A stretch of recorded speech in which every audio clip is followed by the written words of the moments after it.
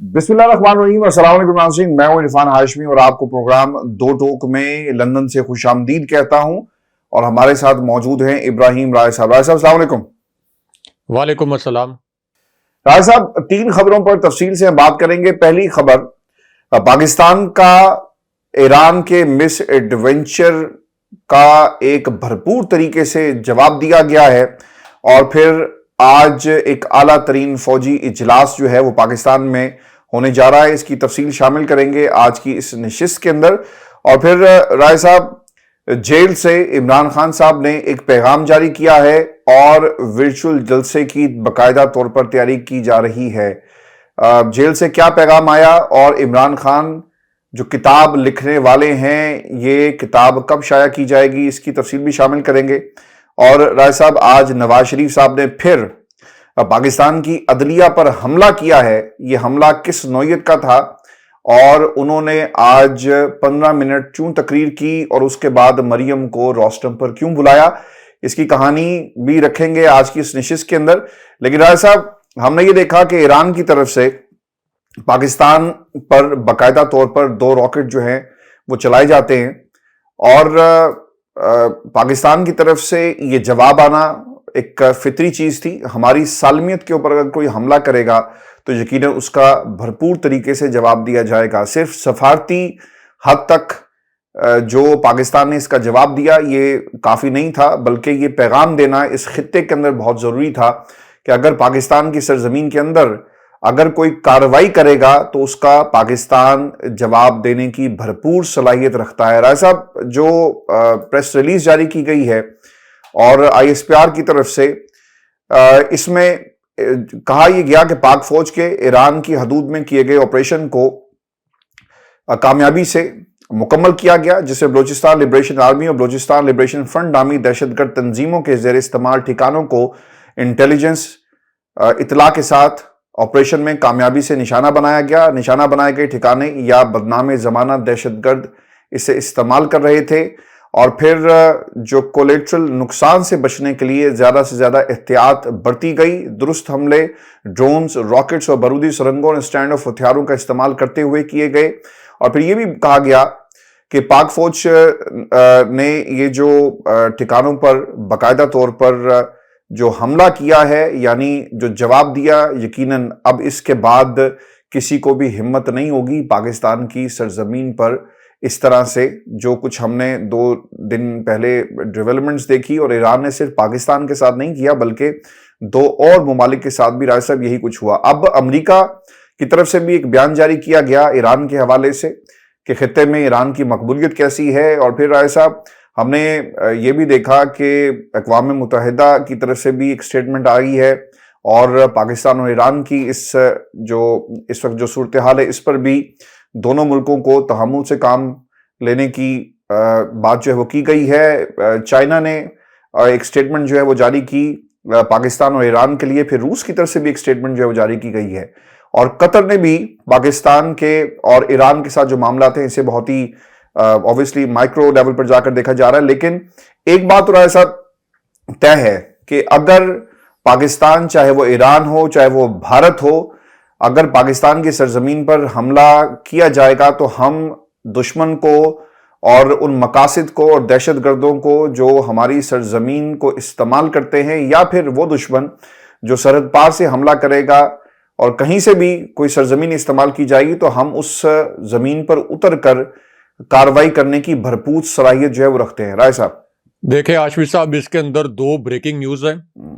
اور ایک اہم زمینی حقیقت بھی ہے۔ کوئی بھی ملک اپنے ہمسایوں کو نہیں بدل سکتا۔ ایران پاکستان کا ہمسایہ ہے اور پاکستان ایران کا ہمسایہ ہے، تو جو ہمسائے ہوتے ہیں انہیں ایک ساتھ رہنے کا ہنر آنا چاہیے، اور ایک ساتھ ہی انہیں رہنا ہوتا ہے۔ ایران کے ساتھ ظاہر ہے کہ ایک اور رشتہ بھی ہے پاکستان کا، دونوں اسلامی ملک، جس طرح پاکستان کا سعودی عربیہ کے ساتھ ایک لازوال تاریخی اور مقدس اور ایک اسلامی رشتہ ہے۔ اب اس پوری صورتحال میں ایک جو آپ کی انٹرنیشنل نیوز ایجنسی ہے، اس نے ایک بریکنگ نیوز شیئر کی ہے، کیونکہ بہت سے لوگوں کے لیے یہ بات حیران کن تھی کہ ایران نے یہ حملہ پاکستان کے اندر کیوں کیا، کیونکہ پاکستان کے اندر کوئی بھی ایکسپیکٹ نہیں کر رہا تھا کہ ایران اتنا ایگریشن دکھا سکتا ہے، اور اس انٹرنیشنل نیوز ایجنسی نے یہ خبر شیئر کی کہ اس سے پہلے سرحدی علاقوں میں چھوٹی موٹی جھڑپیں ہوتی رہتی تھی، اور ایران کی جو فورسز ہیں وہ کبھی کبھار پاکستان کے بارڈر کے اندر سرحدی علاقے میں آ جاتی تھی، لیکن لوکل کمیونیکیشن کے ذریعے، یعنی پاک فوج اور اسی طرح ایرانی حکام کے درمیان بات چیت کے ذریعے یہ معاملات حل ہوتے رہے ہیں۔ لیکن اس مرتبہ جو حملہ کیا گیا وہ کیا گیا پنجگور کے علاقے میں۔ اب ایران نے اگر عراق میں کوئی اپنی دھاک بٹھانی تھی یا شام میں کوئی اپنے میزائلوں کے ذریعے دھاک بٹھانی تھی مڈل ایسٹ کے کنٹریز پر، تو وہاں تک تو سمجھ آتا تھا کیونکہ ان کا ایک کانفلکٹ ہے مڈل ایسٹ کے کنٹریز کے ساتھ۔ لیکن پاکستان کے ساتھ ایک ایسی صورتحال میں جب دونوں ملکوں کے حکام اسی وقت ڈیووس میں ایک دوسرے کے ساتھ ملاقاتیں بھی کر رہے تھے، تو یہ بہت ان ایکسپیکٹڈ تھا، اور یہ حملہ ہوا ہے براہ راست پنجگور میں۔ یعنی یہ ایسا نہیں ہے کہ بالکل ہی سرحد کے اوپر کوئی چھوٹا سا علاقہ ہو، چھوٹا سا کوئی قصبہ ہو دور دراز، پنجگور میں ہوا ہے۔ اس لیے یہ بہت زیادہ میٹر آف کنسرن تھا پاکستان کے لیے اور ریاست کے لیے، افواج پاکستان کے لیے۔ اس سے پہلے ایران کا ایک ڈرون طیارہ 2017 میں پاکستان نے مار گرایا تھا۔ اب اس کا جواب دینا کیوں ضروری ہو گیا تھا؟ یہ اس لیے ضروری ہو گیا تھا کہ ایک تو عام پاکستانی شہری اس کے اندر جاں بحق ہوئے۔ کبھی بھی پاکستان اور ایران کے درمیان کشیدگی نہیں ہونی چاہیے، اور ابھی بھی یہ کشیدگی ختم ہونی چاہیے، لیکن پاک فوج کو یہ جواب اس لیے دینا پڑا کہ اگر پاکستان یہ سٹرائک بیک نہ کرتا تو اس کا مطلب یہ ہوتا کہ آنے والے دنوں میں افغانستان یا کوئی بھی اور ملک اسی طرح ایک آپ کہہ لیں کہ ٹیکن فار گرانٹیڈ وہ اسی طرح کا حملہ کر دیتا۔ یعنی پاکستان کی افواج میں یہ استعداد ہے، ریاست پاکستان میں یہ صلاحیت ہے کہ اس نے بھارت جیسی ایک فوجی قوت جو دنیا کی بہت بڑی فوجی قوتوں میں شمار ہوتی ہے، کیونکہ ان کا دفاعی اور فوجی بجٹ جو ہے وہ اس وقت دنیا کے جو 7 بڑے ملک ہیں ان کے اندر ان کا دفاعی بجٹ ہے، لیکن ان کے خلاف اگر پاکستان ایک سٹرائک بیک کر سکتا ہے، 2 طیارے ان کے گرا سکتا ہے، اور بھارت پاکستان کے خلاف کوئی اس کے بعد کارروائی کی جرات نہیں کرتا، تو ظاہر ہے کہ ایران کے خلاف کارروائی کرنے کی بھی اہلیت پاکستان رکھتا تھا۔ لیکن اس کے باوجود کوشش یہ کی گئی تھی کہ یہ معاملہ افہام و تفہیم سے حل ہو جائے، مزید نہ بڑھے، لیکن دوسری جانب سے کوئی زیادہ اچھا پازیٹیو رسپانس نہیں آیا۔ اب اس کے اندر فرق کیا ہے کہ پاکستانی افواج نے یہ جو کارروائی کی ہے یہ کی ہے صبح 4:05 پر، اور خود جو ایرانی حکام ہیں یعنی سیستان کے جو ڈپٹی گورنر ہیں انہوں نے یہ تسلیم کیا ہے کہ اس کے اندر جو 7 لوگ مارے گئے ہیں وہ ایرانی شہری نہیں ہیں۔ اس کا مطلب یہ ہے کہ پاکستان کا یہ موقف انڈورس ہو گیا ہے، پاک فوج کا یہ موقف انڈورس ہو گیا ہے کہ 7 دہشت گرد مارے گئے ہیں، کیونکہ خود ایران نے کہہ دیا کہ یہ ایرانی شہری نہیں تھے۔ اور اس کے اندر ایک اہم بات یہ بھی ہے کہ پاکستان کے اندر جو حملہ کیا گیا تھا اس میں عام شہری نشانہ بنے تھے۔ اب اس کے اندر ایک اور دلچسپ بات یہ ہے کہ پاکستان کے پاس ایئر سرویلنس کے 2 بڑے جدید نظام ہیں۔ ایک ہم نے ایئر سرویلنس کا نظام سویڈن سے خریدا تھا، اور ابھی نندن والے ایپیسوڈ میں باقاعدہ بھارت نے سویڈن سے جا کر احتجاج کیا تھا اور یہ کہا تھا کہ آئندہ پاکستان کو یہ جو ایئر سرویلنس سسٹم ہے، جس کو یہ ایئر سرویلنس سسٹم پاکستان کو دوبارہ نہ دیا جائے۔ ایک ہمارے پاس جو جدید ایئر سرویلنس سسٹم ہے وہ ہم نے چائنا سے لیا ہوا ہے، لیکن جو سویڈن سے لیے ہوئے ایئر سرویلنس سسٹم ہیں یہ زیادہ فعال ہیں، زیادہ جدید ہیں، اس لیے ہم ان کو ہوسٹائل بارڈرز کے اوپر، یعنی جو بھارت کے ساتھ ہمارے بارڈر ہیں، ہم وہاں پہ یہ استعمال کرتے ہیں ایئر سرویلنس سسٹم۔ لیکن ایران کی جانب سے آپ یہ کہہ لیں کہ اوور ایکسائٹمنٹ میں ایک ایڈونچر کیا گیا، اور یہ اب ایک مس ایڈونچر میں بدل گیا ہے، کیونکہ پاکستان کی جانب سے جو کارروائی کی گئی ہے اس کو پوری دنیا میں ایکنالج کیا گیا ہے، لیکن یہ صورتحال نہ اس خطے کے لیے اچھی ہے، نہ یہ ایران کے لیے اچھی ہے، نہ پاکستان کے لیے۔ اور پاک فوج نے ایک بیان بھی اس پر جاری کیا ہے کہ ایران ہمارا ہمسایہ اسلامی برادر ملک ہے، اور اب بھی ہم یہ چاہتے ہیں کہ یہ کشیدگی مزید نہ بڑھے۔ اس کے اندر جو سب سے اہم بات ہے وہ یہ ہے کہ نون لیگ نے بڑی زہریلی کیمپین چلائی، یعنی ایران نے پاکستان پر حملہ کیا، نون لیگ نے پی ٹی آئی کے خلاف زہریلی کیمپین شروع کر دی۔ تو اب اس پر تحریک انصاف کے آفیشیل ٹویٹر اکاؤنٹ سے یہ بیان سامنے آیا ہے کہ ایران میں دہشت گردوں کے خلاف کارروائی پاک فوج کا اور ریاست پاکستان کا قانونی، اخلاقی، آئینی حق تھا۔ یہ حق استعمال کر کے ٹھیک کیا گیا اور تحریک انصاف افواج پاکستان اور ریاست پاکستان کے ساتھ کھڑی ہے، کوئی ifs اینڈ بٹس اس کے ساتھ نہیں لگائے گئے۔ اس کا مطلب یہ ہے کہ تحریک انصاف ہمیشہ جب آپ کی قومی سلامتی کا معاملہ ہو، افواج کا معاملہ ہو، تو ہمیشہ وہ کسی بھی ایکسکیوز کے بغیر اپنی فوج کے ساتھ اور اپنے ملک کے ساتھ کھڑی ہوتی ہے۔ لیکن اب یہ جو ٹینشن ہے اس کو ڈیفیوز ہونا چاہیے اور اس کے اندر جو دوست ممالک ہیں ان کو اپنا کردار ادا کرنا چاہیے۔ اچھا راجہ صاحب، یہ جو سائفر کیس ہے، اڈیالہ جیل میں سماعت ہوتی ہے، اور یہ سماعت اس لیے بھی امپورٹنٹ تھی کیونکہ اعظم خان صاحب نے اپنا بیان ریکارڈ کروا دیا۔ راجہ صاحب، اس کے ساتھ ساتھ عمران خان نے جو صحافیوں سے گفتگو کی ہے، ہر گفتگو میں جو آج کل صحافیوں سے جو ملاقات ہو رہی ہے، اس میں خان صاحب پیغامات نہ صرف قوم کے لیے بلکہ ہماری جو نیو جنریشن ہے اس کے لیے، پارٹی کے لیے، اور پھر پارٹی نے اب 20 تاریخ کو جو ورچوئل جلسہ جس کا باقاعدہ طور پر اعلان کر دیا گیا ہے، اس کو کس طرح مینیج کرنا ہے، اور پھر پارٹی پاکستان تحریک انصاف آئندہ انتخابات میں، یعنی اب یہ جو انتخابات ہونے جا رہے ہیں، اس انتخاب کے اندر جو انتخابی نشان اس کو کون سا، ہر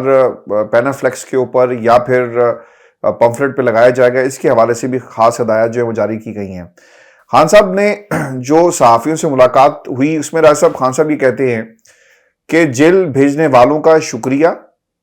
نماز اور تہجد پڑھتا ہوں، ورزش کرتا ہوں، کتابیں پڑھتا ہوں، قرآن 3 مرتبہ پڑھا،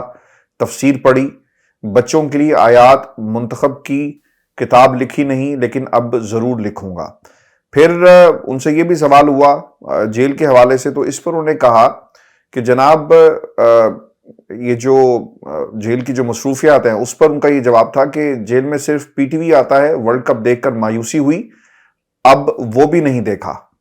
انتخابی مہم اب کیسے چلے گی؟ خان صاحب نے امیدواروں کے پوسٹرز پر قیدی نمبر 804 جو ہے اس حوالے سے ہدایات جاری کی گئی ہیں۔ یہ لکھا جائے گا، عبادت میں تنہائی میں ہوتی ہے، عبادت بھی تنہائی میں ہوتی ہے، نظر بندی نے فائدہ دیا، جیل میں آدمی کو سوچنے اور پڑھنے کا موقع ملتا ہے، جیل میں رہتے ہوئے سیرت النبی صلی اللہ علیہ وآلہ وسلم کو بھی پڑھا، اور جب انسان خواہشوں پر قابو پا لیتا ہے تو کوئی مشکل نہیں رہتی۔ پھر انہوں نے ایک اور بھی بات کہی کہ جو نیوٹرل بھائی جان بھول گئے،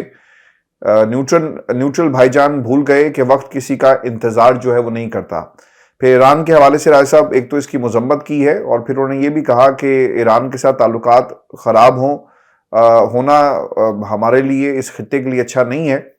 لیکن پاکستان کو اس صورتحال کو ڈیفیوز کرنا چاہیے جو کچھ اس وقت ہوا۔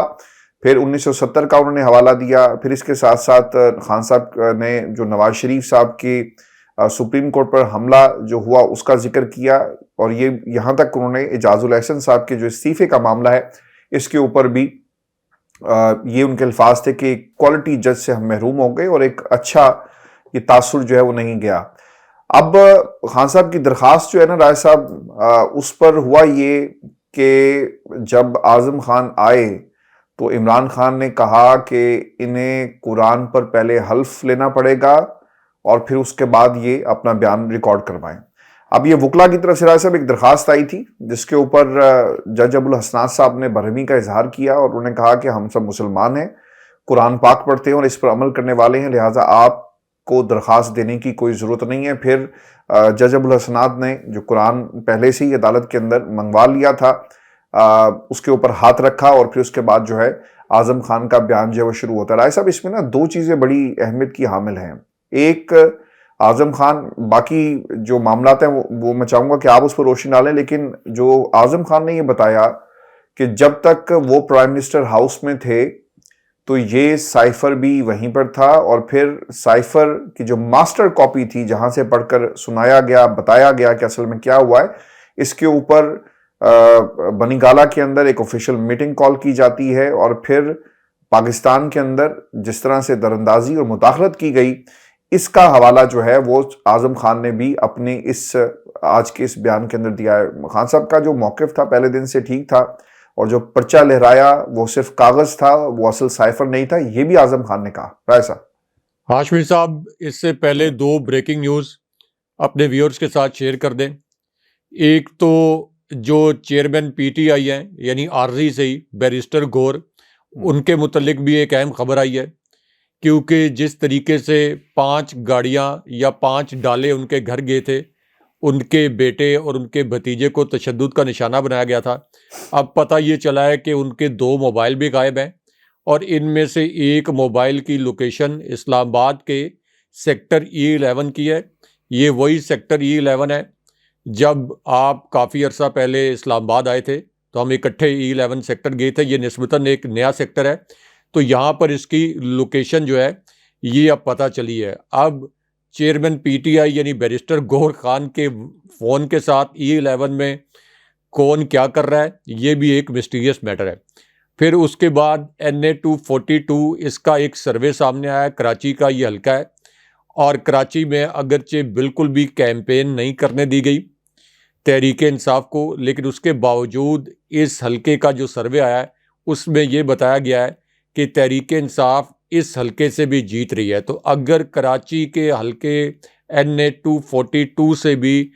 بڑے مارجن سے جیت رہی ہے اس وقت تحریک انصاف، تو آپ امیجن کر لیں کہ پنجاب میں جہاں تحریک انصاف کی ایک بہت بڑی اور ناقابل یقین حد تک پریزنس ہے، اور پھر KP میں تو پنجاب سے بھی زیادہ پریزنس ہے، تو یہاں کے انتخابی نتائج کیا آئیں گے؟ اس کے باوجود کہ انتخابی نشان چھین لیا گیا ہے تحریک انصاف سے۔ اب عمران خان صاحب کے ساتھ جو صحافیوں کی ملاقات ہوئی اور اس کے بعد عمران خان صاحب نے پیغام دیا، اس میں ایک پیغام یہ بھی تھا کہ میری قوم کا ہر فرد میری ٹیم کا ممبر بن چکا ہے، میری قوم کو یہ بتا دیں کہ ہم نے جو حقیقی آزادی کی جنگ شروع کی تھی اس کا فائنل اور حتمی مرحلہ آ گیا ہے، اور یہ حتمی مرحلہ 8 فروری کو شروع ہوگا۔ 8 فروری کو لوگ باہر نکلیں اور اس کے بعد ووٹ کے ذریعے انتقام لیں۔ لیکن جو سب سے اہم بات عمران خان صاحب نے کی کہ ان کو کیا 3 آپشن دیے گئے تھے، یہ آج کی بڑی بریکنگ نیوز اور ایک حساس خبر ہے، کیونکہ عمران خان صاحب نے یہ بھی بتایا کہ ان کو 3 آپشن دیے گئے تھے۔ اس میں ایک آپشن یہ تھا کہ ڈیل، ایک آپشن یہ تھا سرنڈر، اور ایک آپشن یہ تھا کہ ڈیتھ، یعنی 3 آپشن عمران خان صاحب کے سامنے رکھے گئے۔ عمران خان صاحب نے کہا کہ میں کسی صورت ڈیل نہیں کروں گا، سرنڈر کا سوال ہی پیدا نہیں ہوتا کہ میں اپنے نظریے سے پیچھے ہٹ جاؤں، اور موت اگر آپ مجھے دینا چاہتے ہیں تو اس کے لیے میں تیار ہوں۔ تو ایک ایسا لیڈر جو کہ اس ملک کی نسلوں کو شریف خاندان اور زرداری خاندان کی نسل در نسل غلامی سے بچانے کے لیے جان پر کھیلنے کے لیے تیار ہے، تو اس ملک کے لوگوں کو ووٹ کے ذریعے شریف خاندان اور زرداری خاندان کو نشان عبرت بنانا ہوگا۔ عمران خان صاحب اگر آج ایک مرتبہ یہ اشارہ کر دیں کہ وہ ملک چھوڑ کر چلے جائیں گے تو ان کے تمام کیسز ختم ہو جائیں گے، تحریک انصاف کے اوپر جو جبر ہے یہ کم ہو جائے گا۔ لیکن اس کے باوجود عمران خان صاحب یہ جو جبر برداشت کر رہے ہیں، یہ جو موت کو گلے لگانے کے لیے تیار ہیں، یہ عوام یعنی عام جو لوگ ہیں ان کی نسلوں کا مستقبل سنوارنے کے لیے۔ تو اس لیے خاص طور پر نوجوان، ان کو یہ چاہیے کہ اپنے ووٹ کے ذریعے شریف خاندان کو عبرت کا نشان بنائیں، زرداری خاندان کو عبرت کا نشان بنائیں، کیونکہ انہوں نے جو میری اور آپ کی جنریشن ہے اور اس سے پہلے کی جنریشن 35 سال ہم نے تقریباً ان کو بھگتا ہے، انہوں نے ہمارے لیے، اس ملک کے لیے، اس ریاست کے لیے کچھ نہیں کیا، تو ہماری آنے والی نسلوں کے لیے یعنی جو ہمارے نوجوان ہیں ان کے لیے بھی کچھ نہیں کریں گے۔ اس لیے یہ بہت ضروری ہے۔ جو آپ نے بات کی آن لائن جلسہ اور فنڈ ریزنگ، اب اطلاعات ایسی آ رہی ہیں کہ یہ جو آن لائن جلسہ ہے یہ بڑے ہی میسو لیول پر ہوگا۔ جبران الیاس، اسی طرح اظہر مشوانی اور تحریک انصاف کی جو سوشل میڈیا ٹیم ہے، انہوں نے اس کے لیے بڑے زبردست ارینجمنٹ کیے ہیں، لیکن یہاں پہ ایک اور مذکرہ خیز کھیل کھیلنے کا جو پلان ہے پاکستان کے اندر وہ فائنلائز کر لیا گیا ہے، اور وہ پلان یہ بنایا گیا ہے کہ انٹرنیٹ بند کر دیا جائے۔ یعنی تحریک انصاف کا ان کے پاس ایک توڑ ہوتا ہے کہ ہم انٹرنیٹ بند کر دیں، لیکن مسئلہ یہ ہے کہ جب یہ انٹرنیٹ بند کرتے ہیں تو پوری دنیا میں، کیونکہ انٹرنیٹ کوئی پاکستانی پروڈکٹ تو نہیں ہے کہ صرف پاکستان کے اندر ہی چلتا ہے، کوئی پاکستان کی دیسی پروڈکٹ تو نہیں ہے، تو پوری دنیا کے اندر شور مچ جاتا ہے کہ انٹرنیٹ بند ہو گیا، یوٹیوب بند ہو گئی یا ٹک ٹاک بند ہو گیا. تو اس لیے انہوں نے یہ پلان تو بنایا، لیکن اس کا فائدہ ہی ہمیشہ تحریک انصاف کو ہوا ہے. جس کو نہیں بھی پتا ہوتا اس کو بھی پتا چل جاتا ہے کہ یہ آن لائن جلسہ ہو رہا ہے تحریک انصاف کا، اور اس سے بھی یہ لوگ اس قدر خوفزدہ ہیں کہ انٹرنیٹ بند کر کے پوری دنیا میں ریاست کے منہ پر کالک مل لیتے ہیں. نواز شریف صاحب نے اپنی الیکشن کیمپین کا باقاعدہ آغاز کر دیا ہے. جب آپ کو معلوم ہوا کہ بلے کا نشان واپس لے لیا گیا تو ہم نے یہ دیکھا کہ نون لیگ کے امیدوار جو تھے وہ ایک ایک کر کے میدان میں آنا شروع ہو گئے، اور اب نواز شریف صاحب نے پہلا جلسہ حافظ آباد میں کر دیا ہے. نواز شریف صاحب کے اس جلسے کی خاص بات یہ تھی راجہ صاحب کہ مریم نواز کو سٹیج دیا گیا، اور وہ نواز شریف کے بعد یہ سٹیج دیا گیا. نواز شریف نے اپنی تقریر کے اندر ایک تو پاکستان کی عدلیہ پر تنقید نہیں کی بلکہ ایک حملہ کیا، اور ان کے گھر جانے میں وہ یہ سمجھتے ہیں کہ 5 لوگوں کا بنیادی کردار تھا، اور 5 ججز نے ان کے خلاف ایک فیصلہ سنایا اور ایک منتخب وزیر اعظم کو گھر بھیجا. نواز شریف صاحب یہ کہتے ہیں کہ میرے دور میں روٹی 2 روپے کی تھی، حافظ آباد موٹر وے میں نے بنوائی، الیکشن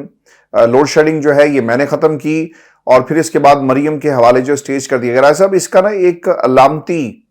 مجھے ایسا لگتا ہے کہ ایک پیغام بھی ہے، اور ہمیں یہ جو سٹیج عام طور پہ پارٹی کا قائد جو ہوتا ہے نا وہ سب سے آخر میں تقریر کرتا ہے، اس کے بعد شو جو ہے ختم ہو جاتا ہے، لیکن نواز شریف کے بعد مریم کا آنا اور سٹیج مریم کو دینا، اور پھر مریم نے جو باتیں کہی، ایک تو پوری کی پوری جو تنقید تھی وہ عمران خان کے گرد گھومتی رہی. آج بھی ہم ڈھونڈتے رہے میگنیفائی گلاسز لگا کے کہ شاید ہمیں کچھ اس جلسے میں سے کچھ مل جائے، عوام کی بڑی تعداد نظر آ جائے، ہمیں بیانیہ نظر آ جائے، ہمیں منشور نظر آ جائے، لیکن راجہ صاحب آج بھی اس جلسے میں سے میں، میرا، ہمارا، اور وہ دیکھو عمران خان، اس کے علاوہ ہمیں اس جلسے سے کچھ نہیں ملا. انہوں نے سہولیات جو ہسپتالوں کی ہے اس کا بھی ذکر کیا کہ اگر ہمیں موقع ملا تو ہم کوشش کر رہے ہیں کہ شہر میں جدید سہولیات والا ہسپتال ہو، اور اس کا بھی انہوں نے ذکر کیا کہ ہماری کوشش ہوگی کہ 200 یونٹ بجلی مفت دیں. مجھے ایسا لگتا ہے کہ منشور اب تک جو نہیں بن پایا نا، 300 بلاول نے کہہ دیا کہ یونٹ دیں گے، 200 یہ کہہ رہے ہیں، تو میرا خیال ہے کہ اگر اس بنیاد پر آپ الیکشن لڑنے جا رہے ہیں تو پھر ووٹ تو صرف پھر بلاول کا ہوگا، اگر اسی بنیاد کے اوپر آپ نے عوام آپ کو اگر قبول کرتی ہے. دیکھیں عاشور صاحب، ایک تو نواز شریف نے یہ بات تو نہیں کی کہ میں ایک ایسا ہاسپٹل بھی بنانا چاہتا ہوں کہ مجھے دوبارہ فرار ہو کر لندن نہ جانا پڑے. 35 سال آپ اقتدار میں رہے ہیں، تو 35 سال میں آپ نے کوئی ایک اچھا ہاسپٹل بھی اپنے 35 سال کے دور میں پاکستان میں نہیں بنایا. اس کے بعد نواز شریف نے جو بات کہی اپنے دور میں خوشحالی کے متعلق، اس کے متعلق کوئکلی ایک واقعہ جو کہ فوجی قیادت سے جڑا ہے، جس کا میں عینی شاہد بھی ہوں، وہ کوئکلی اپنے ویورز کے ساتھ شیئر کر دیتے ہیں، کیونکہ یہ تیسری مرتبہ ہے نواز شریف یہ کہہ رہے ہیں کہ ان کے دور میں بڑی خوشحالی تھی. لیکن فوجی قیادت کی ایک اعلیٰ ترین بریفنگ جہاں میں اور 4-5 صحافی اور موجود تھے، وہاں پر فوجی قیادت نے یہ بتایا، اور ایک اعلیٰ جنرل نے جو ابھی بھی لیفٹیننٹ جنرل کے عہدے پر ہیں، اس سے پہلے کوئٹہ کے کور کمانڈر بھی رہے، DG ISPR بھی رہے، انہوں نے یہ کہا جناب باجوہ کی موجودگی میں کہ نواز شریف کے دور میں اور نون لیگ کے دور میں پاکستان کی معیشت مکمل طور پر دیمک زدہ ہو چکی تھی، مکمل طور پر پاکستان کی معیشت تباہ ہو چکی تھی. اور ہم نے جب معاشی ماہرین سے بات کی تو انہوں نے کہا کہ ریاست پاکستان دیوالیہ ہونے والی ہے، اور چونکہ اکانومی نیشنل پاور کا سب سے اہم حصہ ہوتی ہے، یعنی آپ کی دفاعی قوت کا سب سے اہم حصہ اکانومی ہوتی ہے، اس لیے فوج کا اس پر کنسرن تھا، اور اسی وجہ سے فوج نے اس وقت معیشت پر سیمینار بھی کروائے. وہ تو بعد میں جناب باجوہ نے ایک ڈیل کے تحت اسی شریف خاندان کو پاکستان پر مسلط کر دیا، لیکن پوری فوجی قیادت نے یہ گواہی دی.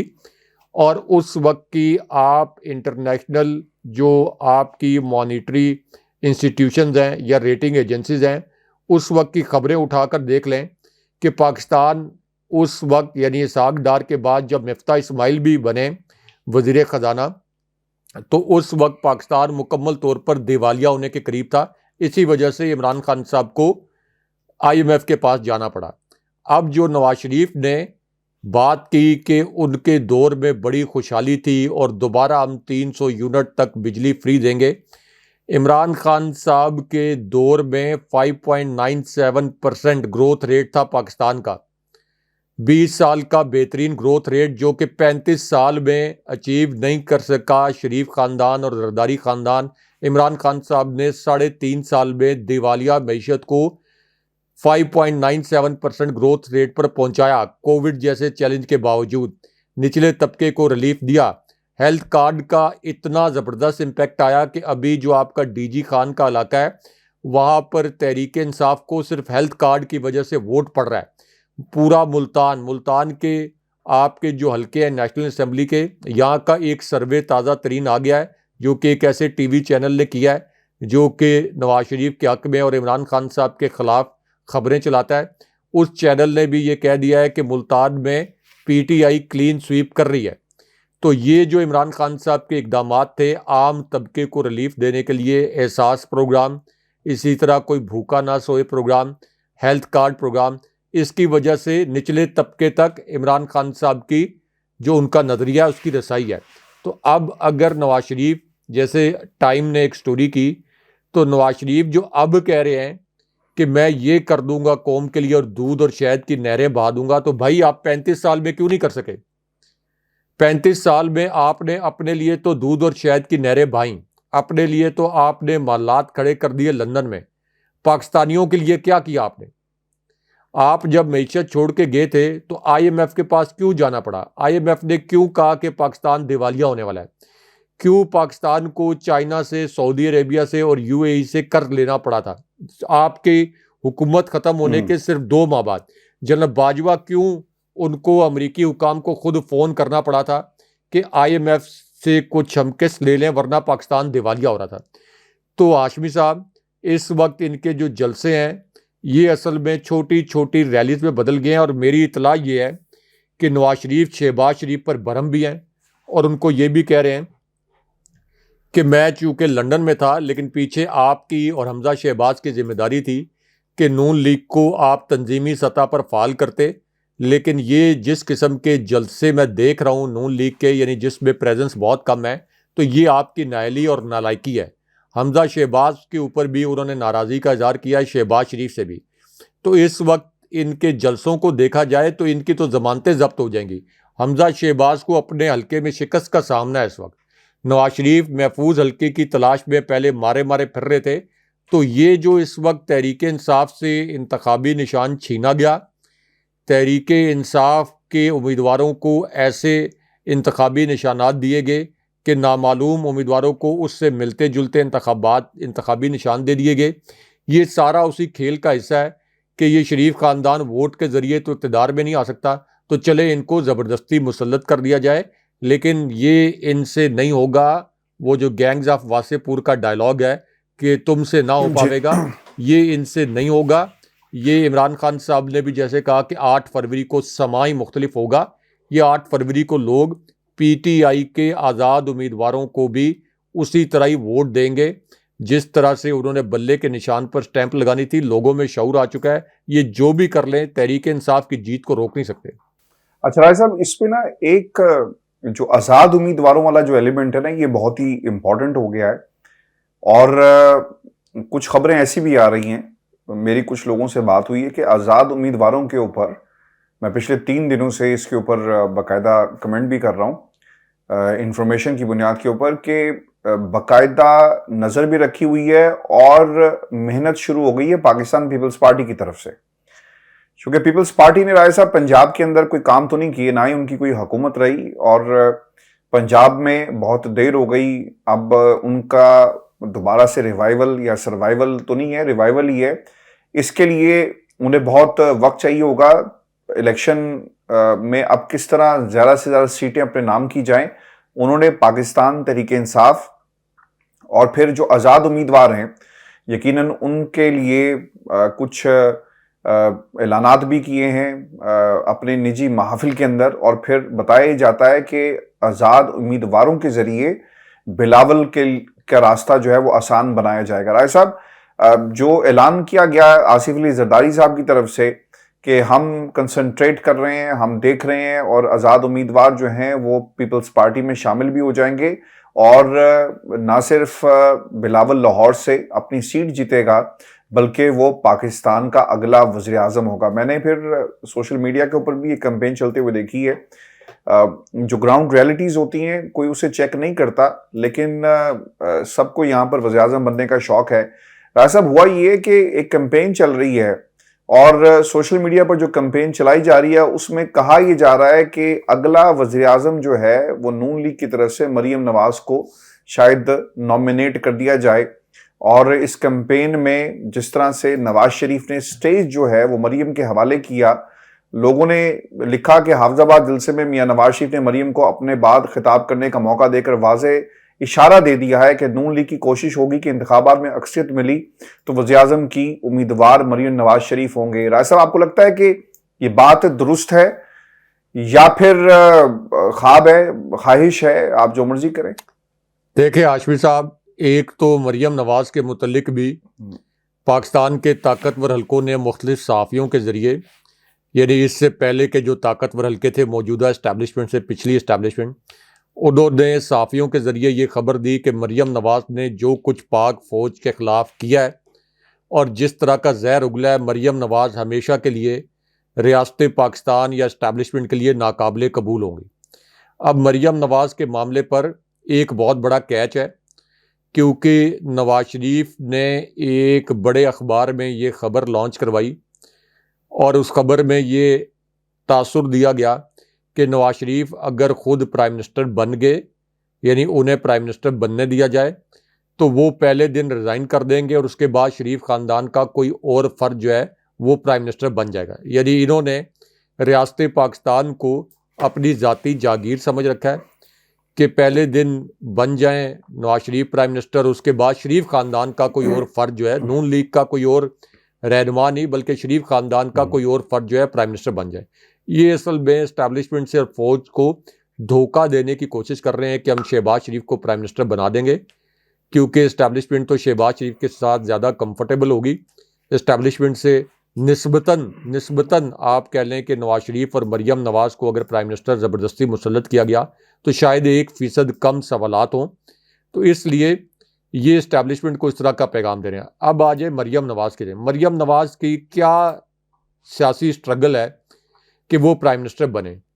مریم نواز کی کیا سیاسی جد و جہد ہے کہ وہ پاکستان کی وزیر اعظم بنے، ان کا کیا ویژن ہے کہ وہ پاکستان کی وزیر اعظم بنے۔ تو اگر مریم نواز کو پاکستان کے اندر مسلط کرنا ہے زبردستی، یعنی ووٹ کی طاقت سے اگر وہ آئیں تو سو بسم اللہ، ضرور ان کا حق ہے، لیکن اگر مریم نواز کو مسلط کرنا ہے تو اس سے بڑی زیادتی 24 کروڑ عوام کے ساتھ نہیں ہو سکتی۔ یعنی ایک ایسی خاتون جن کا نہ کوئی پولیٹیکل ویژن ہے، نہ کوئی انٹرنیشنل ویژن ہے، نہ ان کو یہ پتہ ہے کہ انٹرنیشنل ریلیشن کس طرح سے چلانے ہیں، ان کو صرف یہ پتہ ہے کہ پرائم منسٹر ہاؤس میں سرکاری خرچے سے میڈیا سیل کیسے چلانا ہے۔ ایک عام سی آپ یہ کہہ لیں کہ میں یہ کہتا ہوں کہ ایک پولیٹیکل ویژن اور ایک جو گھریلو خاتون ہوتی ہیں ان کی بھی اتنی رسپیکٹ ہوتی ہے، ہر کسی کا اپنا ایک کام ہوتا ہے، لیکن مریم نواز جو ہیں وہ کم سے کم کوئی ویژن رکھنے والی لیڈر نہیں ہے۔ ان کی آپ تقریریں دیکھ لیں، کبھی انہوں نے کوئی روڈ میپ نہیں دیا، ان کا نشانہ صرف عمران خان صاحب ہوتے ہیں، اور وہ بھی عمران خان صاحب کے متعلق فکرے کسنا، طنز کرنا، اور بالکل بازاری قسم کی نام رکھنا، بازاری قسم کی لینگویج، وہ اکثر کہتی ہیں کہ میں نے آج ایک نیا نام رکھا ہے، بازاری قسم کی لینگویج یوز کرنا۔ تو مریم نواز کو مسلط کرنا تو اس ریاست کے لیے، پاکستان کے لیے اور عوام کے لیے تباہ کن ہوگا، لیکن بہرحال یہ اپنے پلان بناتے رہیں۔ ایک پلان پی ٹی آئی کے سپورٹرز، ووٹرز اور عوام نے بنا رکھا ہے، اور وہ پلان 8 فروری کو سامنے آئے گا، جب پاکستان کی تاریخ کا سب سے بڑا ٹرن آؤٹ ہوگا، اور آپ دیکھیں گے کہ کس طرح سے لوگ ووٹ کے ذریعے ان سے انتقام لیں گے۔ بہت شکریہ صاحب، یہ شو تھا آج کا ہمارا۔ اپنے کمنٹ ضرور بھیجیے گا, چینل کو سبسکرائب کرنا مت بھولیں. مجھے اور ابراہیم راج صاحب کو اجازت دیجیے. اللہ نگہبان.